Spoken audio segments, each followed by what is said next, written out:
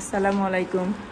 আমি আজকে আমার বাগানের মরিচ গাছের কিছু মরিচ নিয়ে এবং গাছ নিয়ে চলে আসলাম। দেখেন এই যে কালো মরিচ, এটা দেখতে খুব ভালো লাগছে।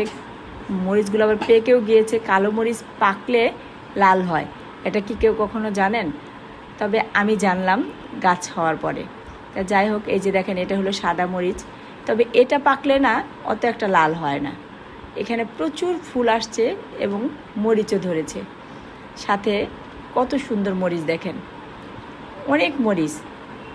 তা যাই হোক, এই যে দেখেন এটা হলো একটা বোম্বাই মরিচ গাছ। এটা আমার গত বছরের গাছ। এবছরে দেখেন বেশ মরিচ আসছে এবং ফুল আসছে। আমি কাটিং করে দিয়েছিলাম, যার ফলে এটাতে অনেকগুলো মরিচ আসছে। এবার খুবই ঝাল মরিচগুলোই, দেখেন ভিতরে বেশ মরিচ আছে। তা যাই হোক, আরও কিছু আমি চারা করেছি, সেগুলো দেখাচ্ছি আপনাদেরকে। আমার ভিডিওগুলো যদি ভালো লাগে আপনাদের কাছে, প্লিজ আমাকে কমেন্টস করে বলবেন, লাইক শেয়ার করবেন, সাথে সাবস্ক্রাইব করে দিবেন। তো এই যে দেখেন এই মরিচ গাছটা পুরাতন হলেও বেশ কিন্তু মরিচ চলে আসছে। তা আজ এই পর্যন্তই। আল্লাহ হাফেজ।